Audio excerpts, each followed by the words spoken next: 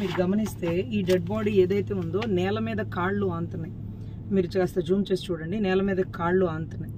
ఈ నేల మీద కాళ్ళు ఆంటే బాడీ మామూలుగా మనం లాంటి వాళ్ళు సరదాగా భర్తని భయపెట్టే భార్యని భయపెట్టే భర్త కూడా ఈ కాళ్ళు ఆంతున్నప్పుడు వాళ్ళు ప్రాణాలతో బయటకు వచ్చేస్తారు. తర్వాత ఈ హ్యాంగింగ్ మోడ్ చూడండి, మీకు తెలుస్తుంది. ఇదిగోండి, ఈ హ్యాంగింగ్ ఈ మాదిరిగా వేసుకున్నప్పుడు అసలు మెడకి ఎక్కడ గాయం తగలలేదండి. మెడ అంటే నెక్ అంటే పూర్తిగా ఈ పార్ట్, ఈ జడ కింద పార్ట్ హ్యాంగ్ అయ్యాలి. ఈ పైన హ్యాంగ్ అవ్వడం అంటే చంపేసిన తర్వాత వాడు ఒక బొమ్మను పెట్టి హ్యాంగ్ చేసినట్టు ఉందండి మీరు గమనిస్తే. తర్వాత ఇంకొకటి ఏంటంటే అమ్మాయి ప్యాంటు ఊడిపోయింది, నాలిక బయటకు వచ్చేసింది. తర్వాత మళ్ళీ నాలిక తర్వాత లోపలికి వెళ్ళిపోయిందండి. ఈ ప్యాంటు ఊడిపోయిన కారణాలు చెప్పలేదు వాళ్ళు.